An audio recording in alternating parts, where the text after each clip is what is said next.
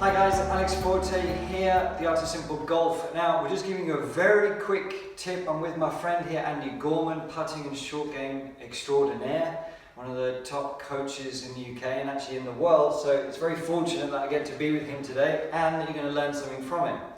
We were just, we've been doing a putter fitting, but also, his keen eye sees the mistakes I was making on my putting.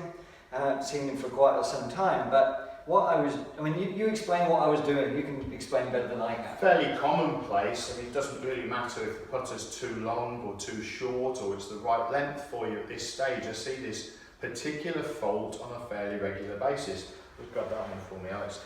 Through the stroke, if the shoulders are rotating, we call it rocking ordinarily as an industry movement, but it's a rotation. It shouldn't be a rocking. That's what rocking looks like.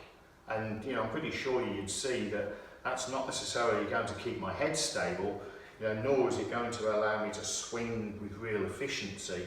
The club face is going to be compromised as well. Now, if the left shoulder gets up too high through the movement, then we'll end up with the face of the club opening, and subsequently we'll miss our putts down the right hand side for the right hand. And that's it. I played the other day a few holes and I was missing them all right, and what I was doing was basically, you just pointed out from memory, it was just, I was sort of stopping my body, as it were, and then trying to sort of lift it up with the hands this way, sort of do that kind of movement, which obviously opens well, that becomes the consequence. Yeah. So basically what we're looking for is for the shoulders to be rotating freely around the spine. Now, if the spine's in a nice upward position here, that rotation will not affect the arc of the stroke. It actually keeps the putter on plane, swinging from side to side. But basically the sweet spot of the putter as it rises creates the arc.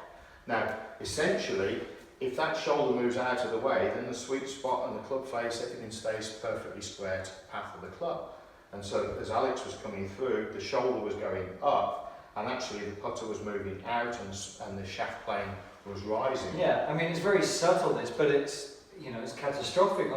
There's very little margin for error, especially when you do it consistently. Yeah, half a degree from here, and you've got a mess. So all I was thinking about is pulling that sort of shoulder, not pulling, but letting it rotate up that way and feel a little bit more connected and keep it smooth coming through. And immediately when I did it, I don't know if I'm going to hold it guaranteed, but immediately when I did it, the stroke just felt a lot more fluid through the ball, just letting it glide up and around. Yeah. And I'm going to feel a lot more confident over the putts today, just from that nice smoother stroke. That's all it is. It's keeping momentum going for the stroke. Yeah, basically, it's a smooth feel. If the shoulder goes up, basically the momentum here stops before we hit the ball.